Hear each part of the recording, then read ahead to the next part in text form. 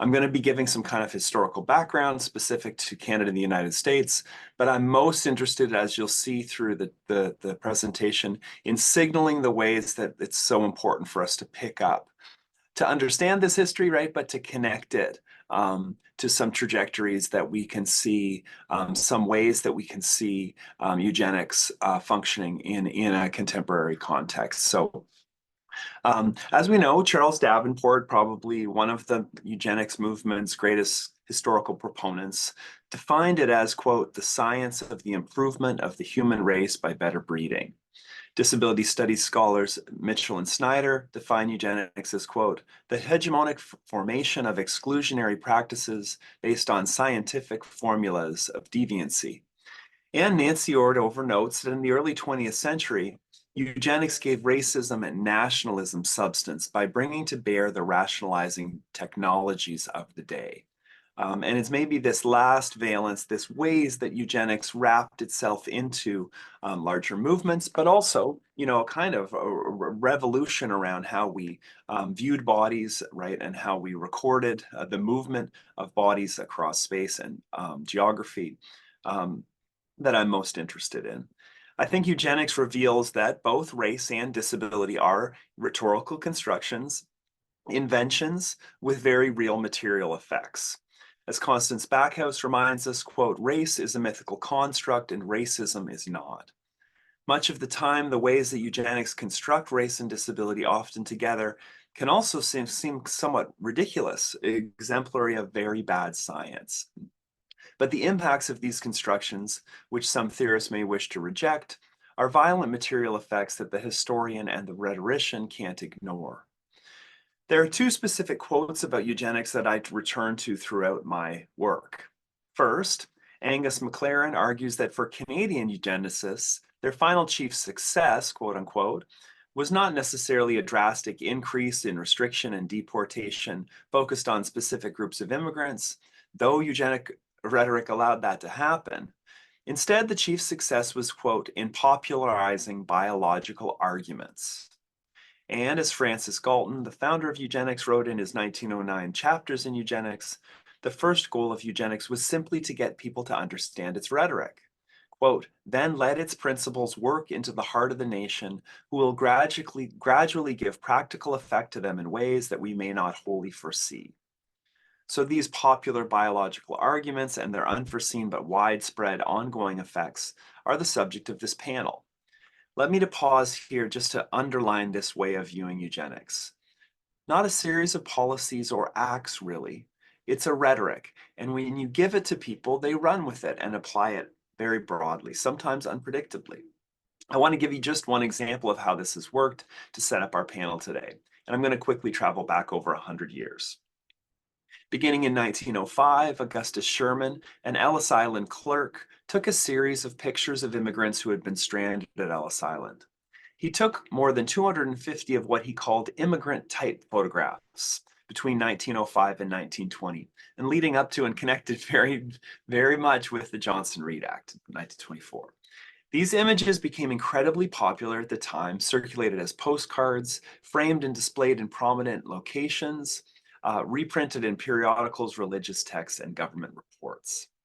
Looking at the somewhat simple immigrant type photographs of Sherman, we may think a rather harmless cataloging.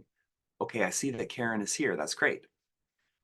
We may think that a rather harmless cataloging is all that's at work. Yet the photographs provide evidence of a much larger project of racial division, or they became a much larger project, right? People took them and ran with them. It's not that, you know, so it's not necessarily about intention here, right?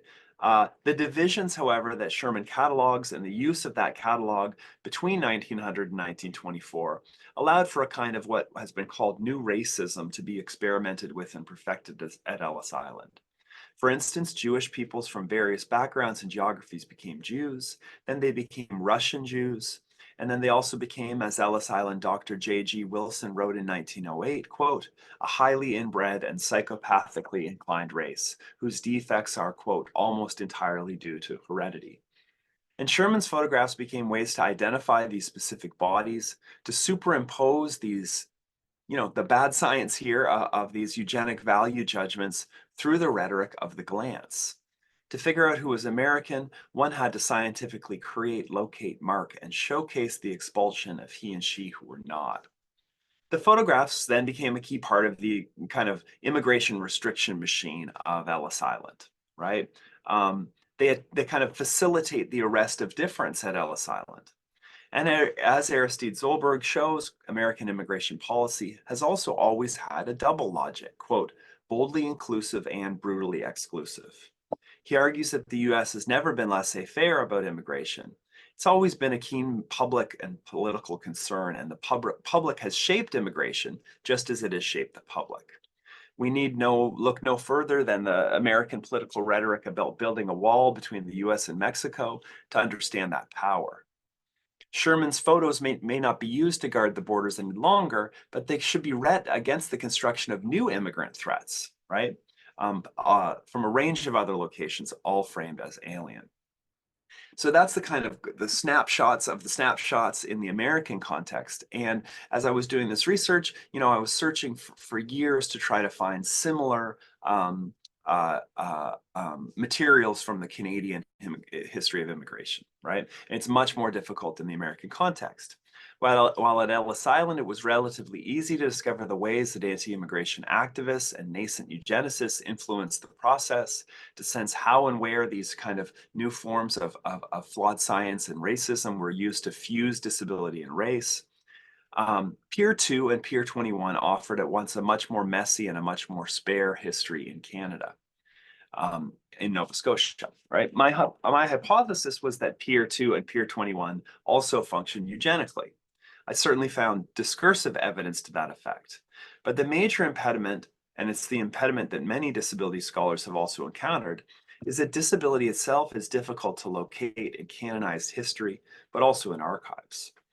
Then, pouring through a box of archival materials, I discovered an image of a young man sitting on a gurney, likely in the Pier 2 infirmary. The photo is labeled, quote, deformed idiot to be deported. The photograph was most likely taken by John Woodruff, the government photographer for the department responsible for immigration at this time.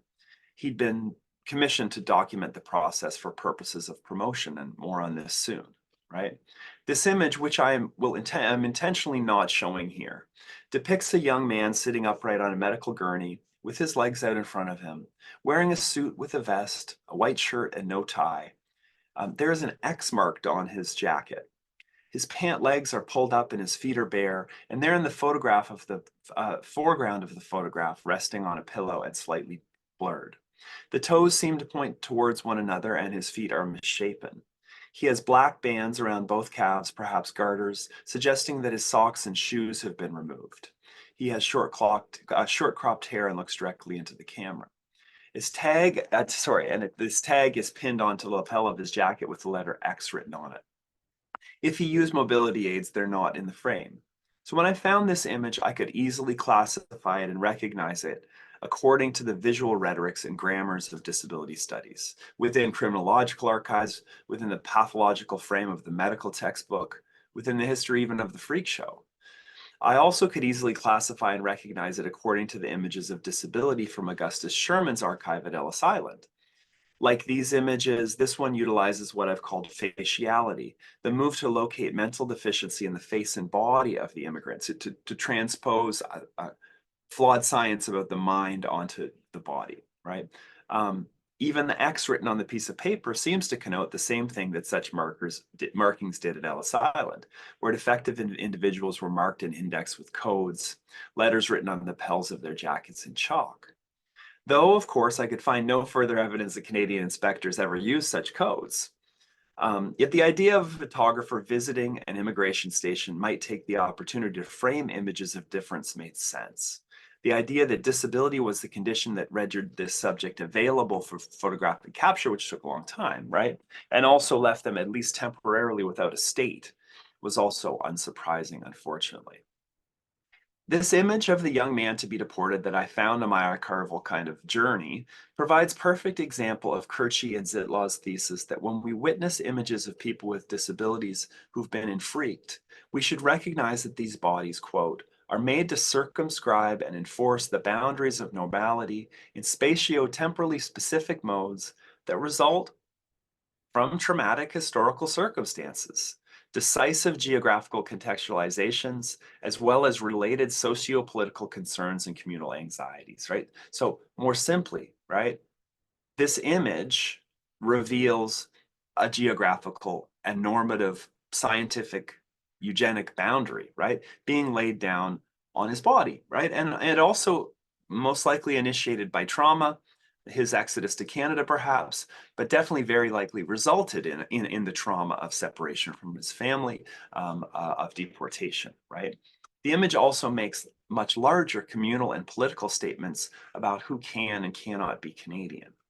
So it was hard to figure out then, how did this image get used, right? Um, but I think this connects to other ethical concerns. That this eugenic history of North American immigration is simply not being told. And is in fact, that the evidence of it is in fact further vanishing from the available record as time goes on. This vanishing in turn relates to the broader manner in which the colonial past is hidden from the public record.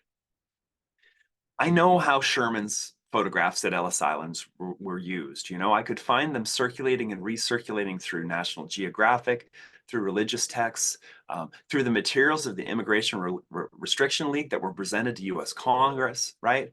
But I could never figure out properly how this image from Canada was utilized. Um, we know that immigration restriction was differently organized, right? But we also know that a key commonality was the explosion of eugenic rhetoric in the early part of the 20th century. It's clear that much of the motivation behind deportation itself was eugenic in the discursive record, right? The other thing that is true is that Canadian immigration was both boldly inclusive and powerfully exclusive at the same time, just like Aristide Goldberg has said about the United States. In the early 20th century, the Canadian government, with the help of the major rail and steamship line, Canadian National, was promoting immigration, right? They were going outside of the country, all over the world, to try to promote immigration to Canada, right? And they were doing so, they were looking at desired people from desired countries, right? And in the process, constructing a tailored identity for Canada, right? One agent wrote in the 1922 Canadian Department of Immigration annual report, quote, "Our agents would be equipped as missionaries of Canada, carrying propaganda to the smallest town and remotest hamlet." And who was involved in this? One of those photographers, Woodruff, right? And that's where I believe that the image I found was from, right? Topley and Woodruff, the two most highly regarded photographers in Canada, were paid to take photographs of the country that could be used in what were called magic lantern slideshows, right? Like the early PowerPoint, right? That were tied to lectures that were used all in all of these remotest hamlets, right? To promote immigration to Canada. And I found all those photos, right? They're very available, right? Summer landscapes, crops, gigantic apples and tomatoes, men at work in farm fields. The images sort of said, we have great land and lots of work. We have genetically superior crops and people. And when lecturers delivered the slideshows, we know that they addressed negative myths about Canada, but also that they used eugenic rhetoric. For example, the cold winter, right, the snow and the ice in Canada were reframed as having done, quote, "an enormous good in keeping out the Negro races and those less athletic races of Southern Europe." So the lantern slides also document the kind of ongoing, oppressive, violent relationship between settlers and First Nations in Canada. Preferred ethnic groups were also showcased in photos taken in the moments after they had passed through immigration station, right? And this was very intentional, right? It was about control of who had been there, right? And about selection of who would come, right? And this is then where I place this mysterious image of the, quote, "deformed idiot to be deported." I feel relatively safe in believing that the photos could have been used in these magic lantern slides, at least that they were part of the repertoire, right? In part because the other images in the albums showcase landscapes, residential schools, immigrant types, and the other scenes mentioned above, right? There were ways in which a normate vision of Canada was protected and projected through these slideshows.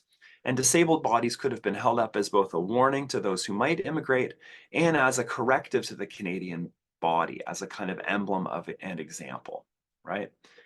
This all goes to show a kind of early evidence of the ways that, as Arjun Abaradai says, histories make geographies. Global flows and networks have traditionally been based on models of acculturation, culture contact, and mixture, but have increasingly brought new materials for the construction of subjectivity. More simply, the slides were circulated through well-established channels based on government and industry collaboration, channels that created pipelines for certain types of immigration while shutting down others. But bodies weren't just moved and rearranged, they were also shaped through new technology like photography and the lantern show. Importantly, contemporary eugenic rhetoric, while maybe not as overt, and sometimes more overt than the sentiment of the 20s and teens, continues to inflect citizenship debates and to shape both disability and race today. Well, as Menzies argues, quote, while the mentally and cognitively affected are no longer singled out for prohibition in Canadian law, the code words of dependency and risk have become convenient discursive substitutes.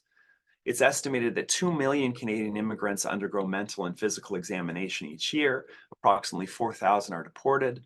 And this number is almost certain to include an abundance of people deemed psychiatrically ill or physically unfit.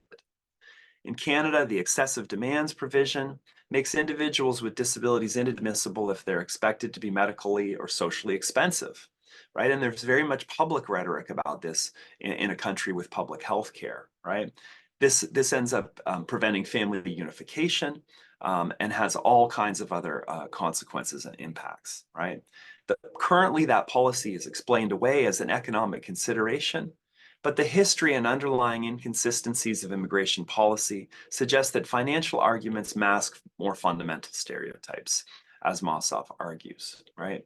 A Canadian Council for Refugees report to the UN, quote, highlights a number of ways in which Canadian immigration policies are discriminatory and racist, including policies that directly target certain racialized groups based on profiling, stereotyping, leading to continuing signs of xenophobia, right? So, to me, I think that's where the connection that I wanted us to begin to make, and hopefully a way to lead into what Karen is going to be presenting today, right?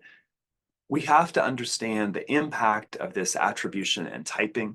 We have to link it back to processes and to technologies that were evolving in the period in which this particular conference is devoted to, right? But a strong public historical recognition of those conditions is essential. Better understanding our restrictive past surely wouldn't hinder us in interrogating our restrictive presence, right?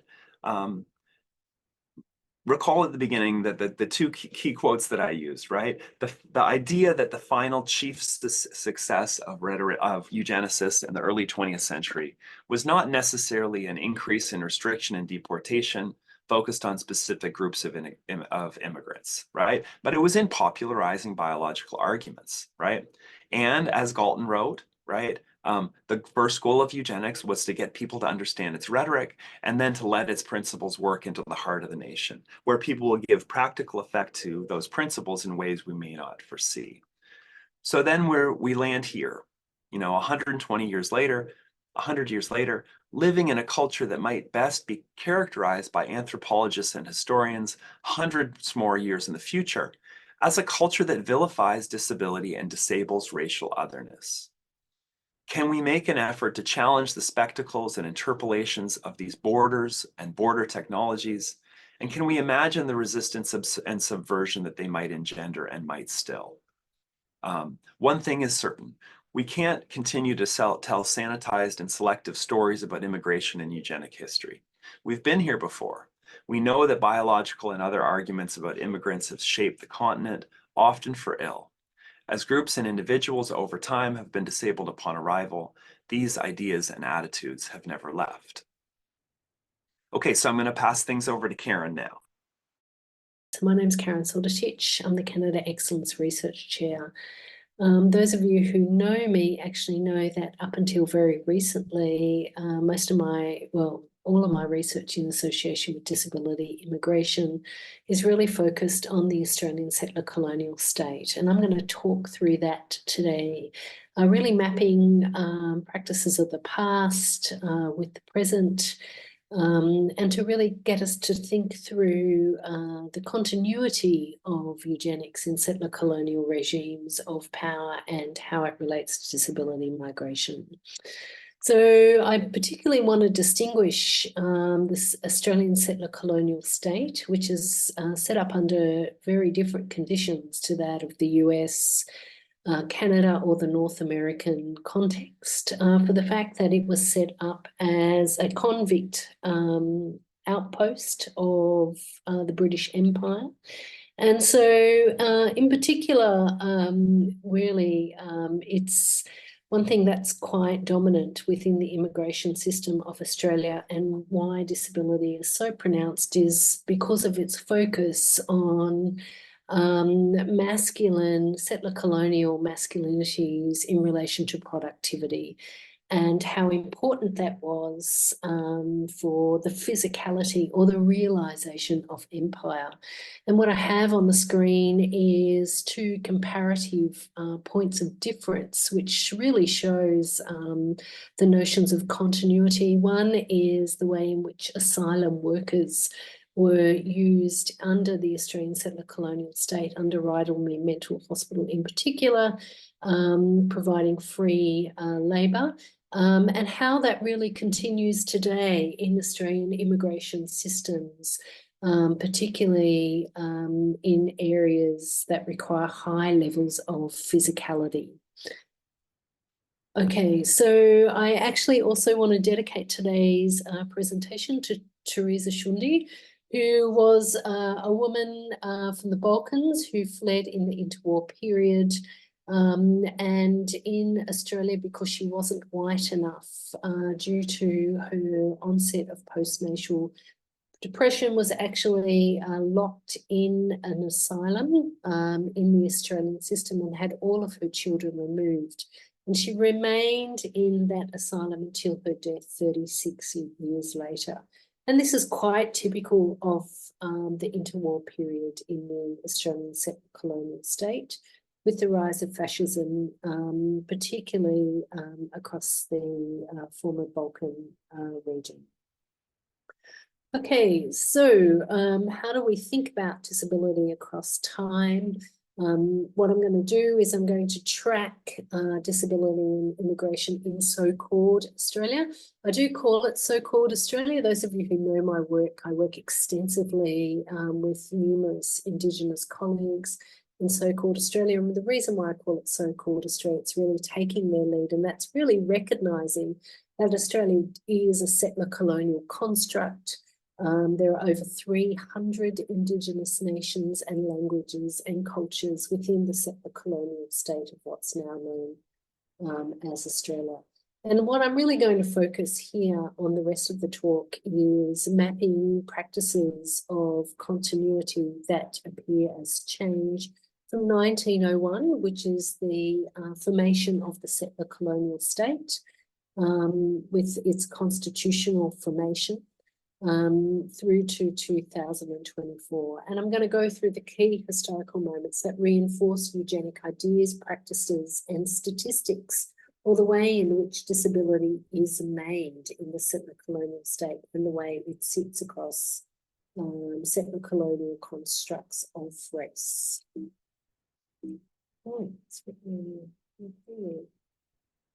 Okay, so what I first really want to propose is that disability under settler colonial population management is really a regulatory category. And it's a regulatory category around the creation of a white, able-bodied settler colonialism that works to underpin what Patrick Wolfe, an Australian settler colonial scholar, argues is a particular racialised settler colonial logic of elimination, where the settler colonial tendency of elimination is basically about population replacement. And when we talk about population replacement in the settler colonial state of Australia, we're talking about all species. So not just human species, particularly indigenous species, were replaced by white settler colonial settlers, but also thinking about the ways in which the settler colonial state actively also reconstructed issues of land and waterways to totally reconstruct the settler colonial landscape in forms of British colonial empire. What happens in this time is what we actually see are slippery definitions of disability. So one thing that we see that emerges from the first round of settlement in 1788 through to the current position of 2024 is this ongoing reconstruction of the way that disability is seen and disability is utilised as a regulatory category in maintaining external borders and who's allowed into the settler colonial state of what's now known as Australia, and the internal regulation of populations within settler colonial state. One thing that I found particularly interesting is the work of North American scholars, and usually as an Australian researcher in this space, I would usually have quite strong critiques of the North American context in suggesting that it applies globally. But what's particularly interesting is the way in which researchers such as Linka and Stephanie Kennedy and Jay has actually stressed is that the way disability is really a slippery category in the age of empire. The definitions of disability through practice of immigration are imposed both internal and external populations. And it's not only racialised, but it's a particular notion of physical fitness of a particular kind. And this was particularly strong in the settler colonial state because one of the things that most people don't really understand is that eugenic science was actively harnessed to understand with particular studies taken with white settler men up in the tropics to really understand the way in which white physicality, white masculine physicality could be sustained intergenerationally in some of the harshest landscapes of the Australian settler colonial state. So physicality really is part of a masculine physicality to work the land, waterways, seas and oceans, and through practices in mining and resource extraction, or what I would suggest are frontier masculinities, are really set in juxtaposition to notions of disability and impairment in the Australian settler colonial state. So it wasn't only practices of racialisation in terms of eliminating Indigenous populations, but also a physical fitness of a particular kind. So border surveillance in the Australian settler colonial state really practiced eugenics and statistical practice of establishing what were normal bodies or central to finding border regimes. Legislation, policy, tools of assessment from the earliest period, which particularly relied on eugenic constructs of IQ, but also in terms of physicality. One of the core aspects was notions of capacity, a willingness to work and provide productive labour. And as you can see from those original opening slide, that kind of idea of physical labour still holds strong in the Australian immigration regime. So Australia is a ray of example, in particular the Immigration Restricting Act of 1901, which is actually the first act of Parliament, really normalises disability discrimination at the borders to disallow entry. It utilises this across a range of different types of testing regimes, and it uses notions of diction. So it's things that Jay was previously pointing out in the way in which disability is really becomes a tool for racialisation at borders. So one of the things, as per the US settler colonial context, is disability, disease and illness are really deeply intertwined. And what I've got up on the screen is the 1901 Act, like I said, the first Act of Parliament. Now, what most people don't know at a global scale is the first Prime Minister of Australia who brings in this act, Edward Barton. He himself was a eugenicist, and his brother was the founding member of the Eugenic Society based in Melbourne. So Australia has this strong history of eugenicism built in its immigration system. And even though that this policy is typically known as the White Australia policy, what you'll see, there's actually no reference to this very short and sharp practice of immigration and the setting up of national borders. But what you see is that there's very clear definitions of disability and disease and illness. And it's through the prism of disability, disease and illness that racialisation occurs without the strong visibility of race within national discourse. But it was there utilising disability as a regulatory category. So what happens across time is that we see Australia's Immigration Act of 1958, which replaces the 1901 Act, that in and of itself implements disability, notions of disability and disease are maintained throughout that period. And a particular stringent health test is set up. And this is commonly referred to within the immigration literature as the healthy immigration effect. Well, in Australia, what happens in 1992, the Disability Discrimination Act becomes passed under national legislation. And that's the only legislation that is exempted from disability discrimination is the Australia's Immigration Act of 1958. So legally, at the borders, at the point of borders and bordering, the Australian state enables itself to basically enact actively disability discrimination. It occurs at the same year and in the same historical period of time where Australia actually implements onshore detention centres. So both the Disability Discrimination Act and the onshore detention centres are legalised in the same period of time. And the medical health test in the Immigration Act at this time also monetarises disability. So disability is enabled to come through the bordering system and bordering zones of Australian immigration logics, but the statistical framework in which to assess disability is monetarised against a scale, and disability is assessed purely in monetarised terms, where if the person is assessed as being costing more than 20,000 Australian dollars across the life course, they're not actually allowed entry. And clearly that has particular implications for children with disabilities. And what we see from 1990 to the early 2000s, we see a number of families who are actively separated by the Australian state, where the children are held offshore because they've got disabilities.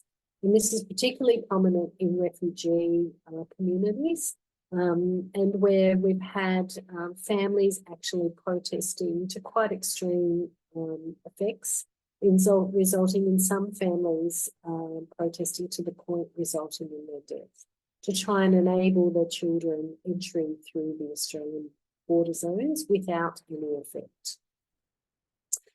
What we see also with the Australian ratification of the UNCRPD is the Australia state puts on a number of reservations around Article 18. And Article 18 is the right to have liberty of movement and nationality.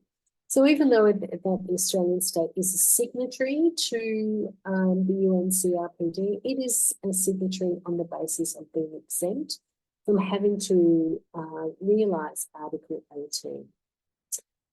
In 2007, prior to signing, it actually undertook an extensive review, parliamentary review, and in the end, it came up As you can see, however, Section 52 also exempts the application of the Disability Discrimination Act to migration law and regulations.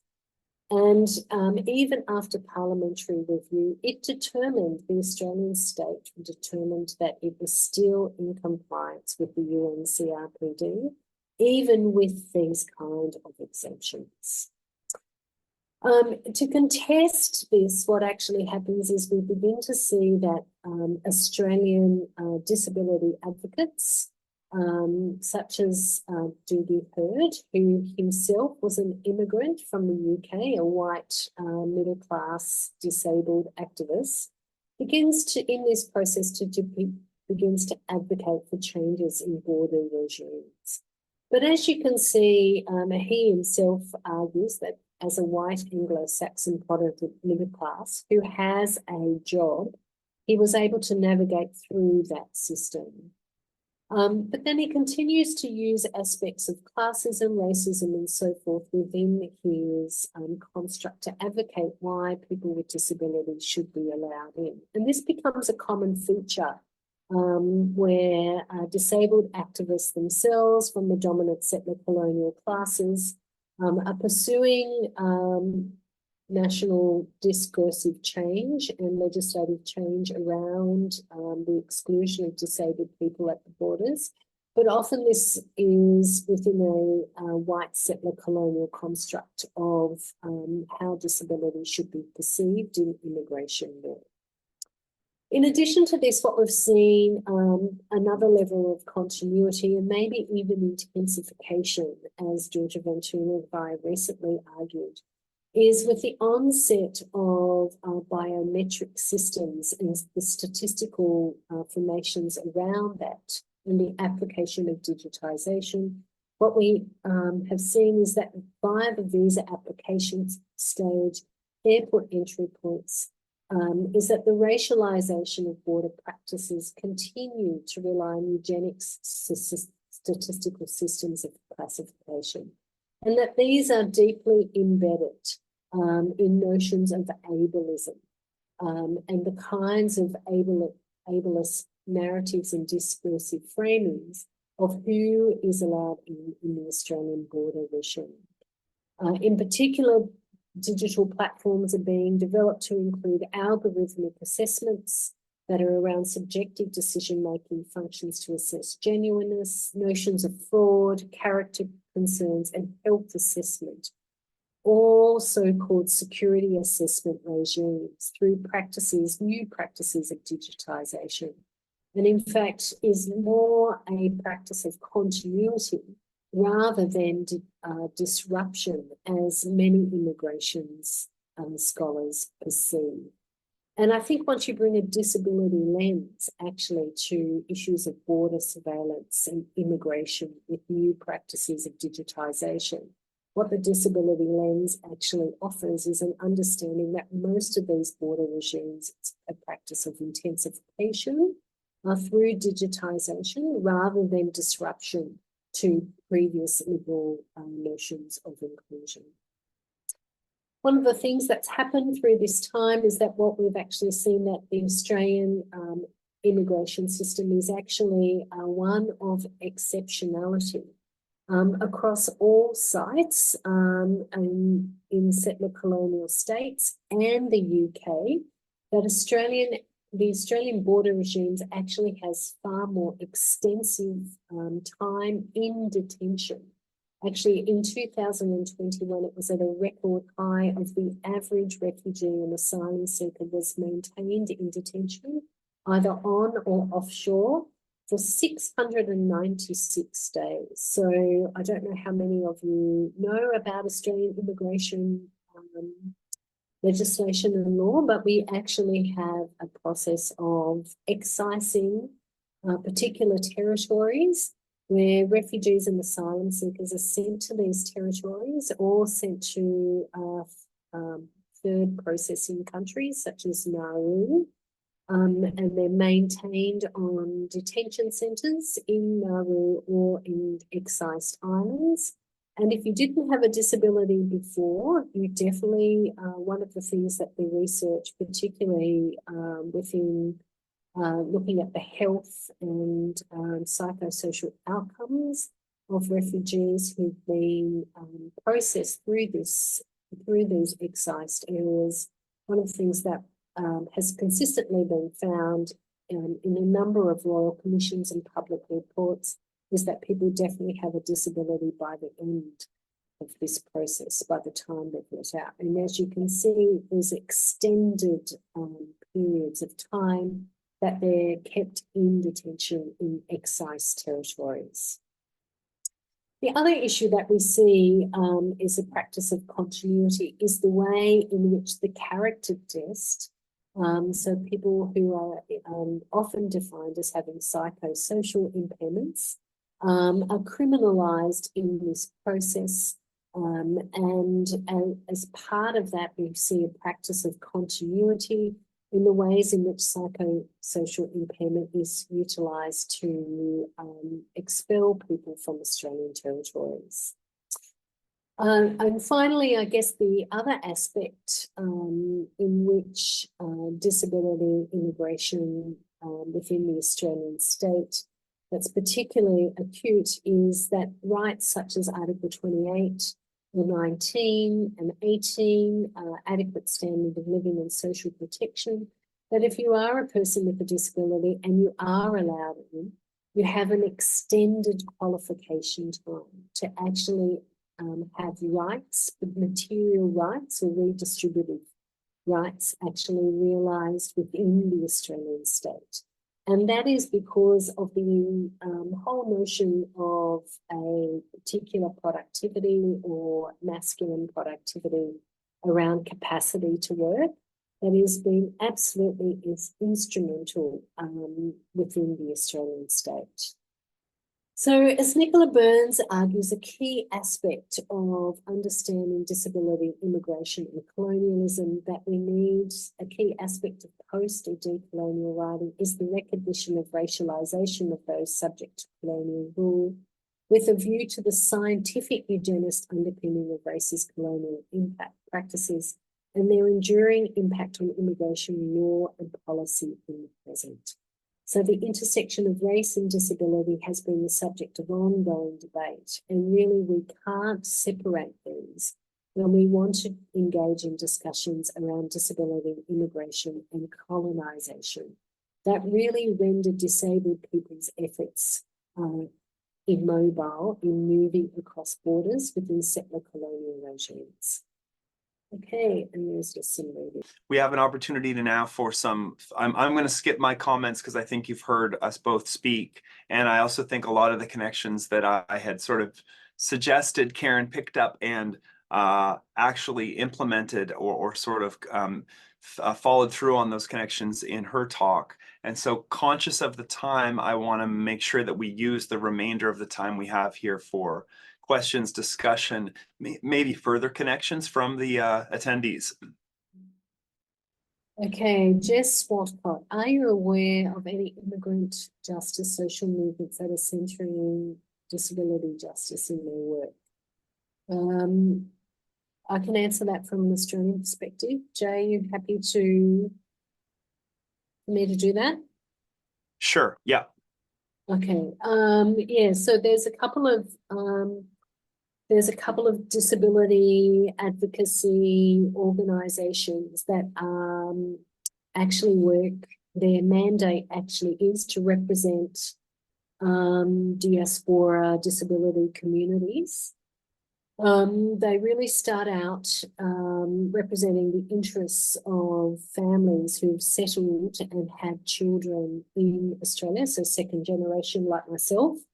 But over time, with the increased draconian focus of the Australian immigration policy and legislation, over time they have developed rigorous campaigns. It's not from a mainstream immigration perspective. In mainstream immigration advocacy campaigns haven't really been focused on people with disabilities per se. They've been focused on the impairment outcomes of the notorious immigration regime.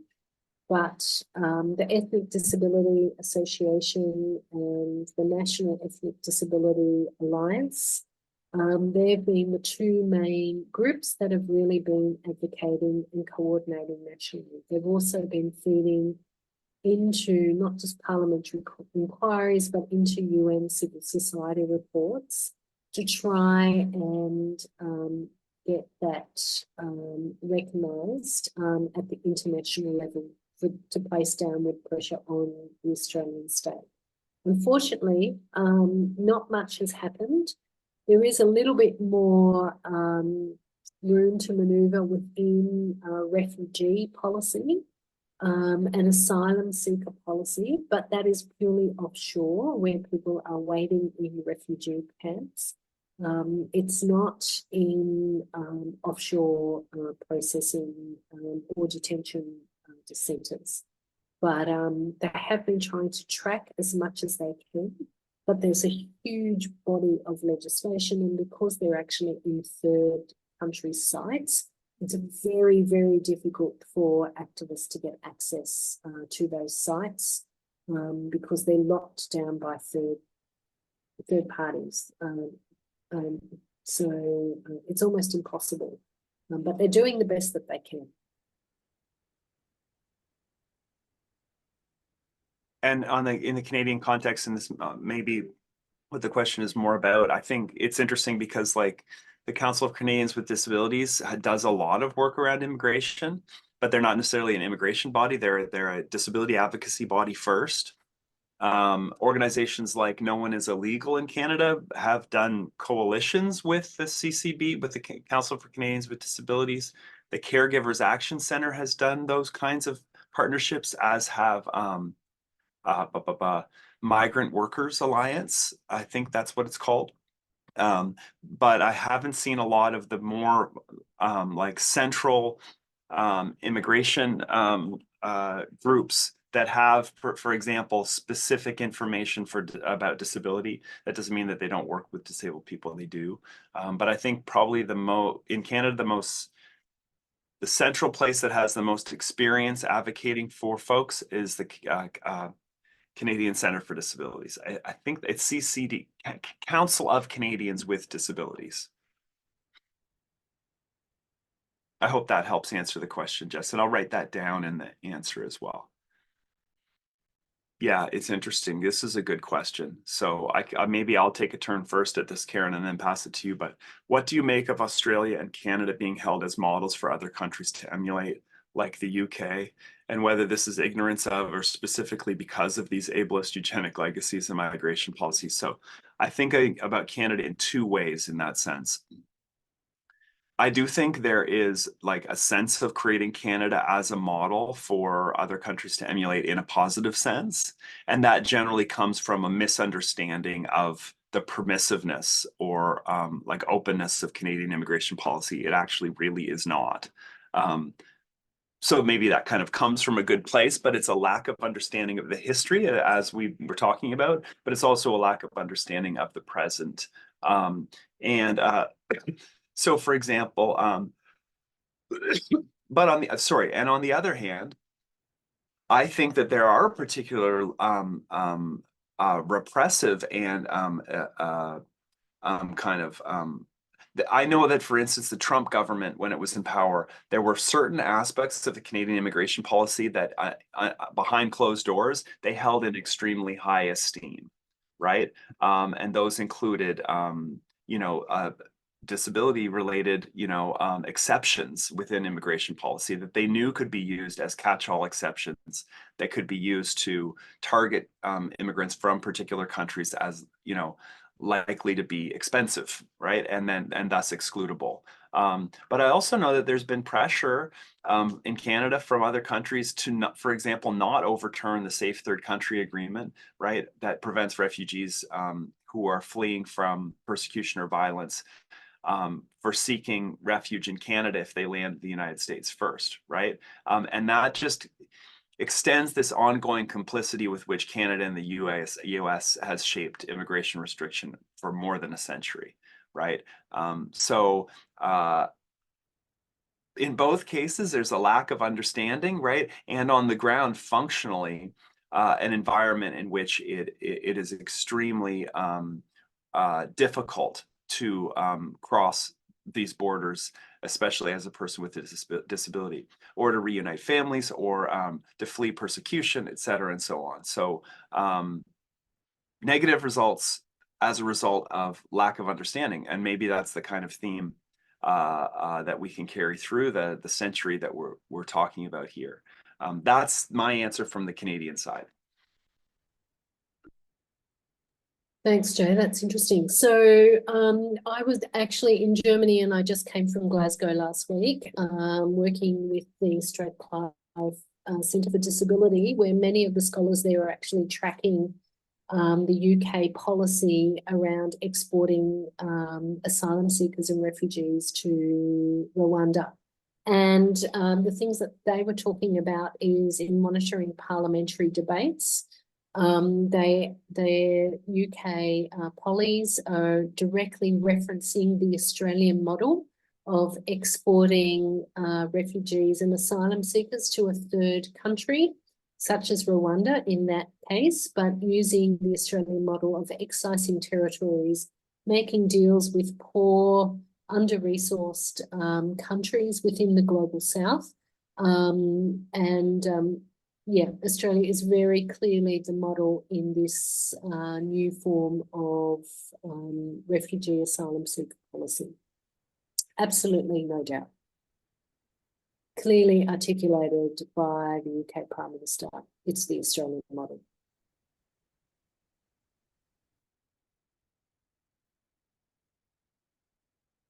I mean, it sort of speaks to Milton's question here as well. Are there efforts underway in either Australia or Canada to make this information more public? How can illuminating eugenic histories and ongoing eugenic commitments provide an expanded political context in which anti-eugenic policy changes can take place? It's so hard because, in fact, we have governments across the world who are looking for examples of how to be more restrictive.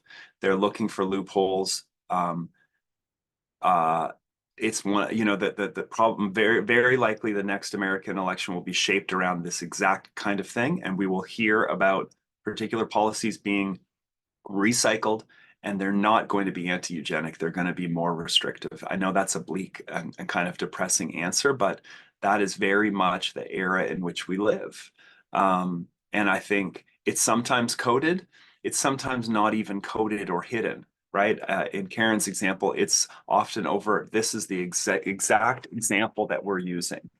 And I think there's a historical flip that happens, right? I mean, we saw this. There was a slip of the tongue from a previous Canadian Prime Minister talking about old stock Canadians, right? But there's this idea that there's a way to control the shape and behavior of a current population by somehow turning back the clock on immigration. And I think that it's a powerfully populist opinion, right? Eugenics has become a populist movement.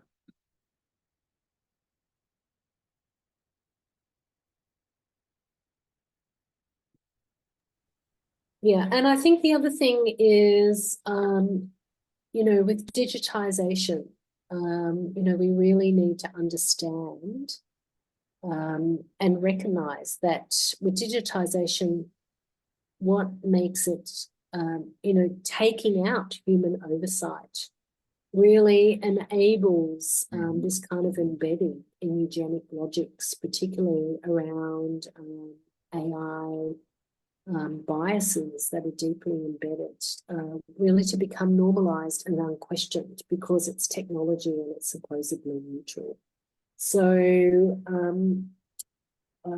yeah, I think, you know, these new kind of bordering practices, you know, like I said in the chat, that one of the things is we assume them to be disruptive, but as Georgia Van Turn and I have been tracking them, actually, it's really one more of continuity in this frame.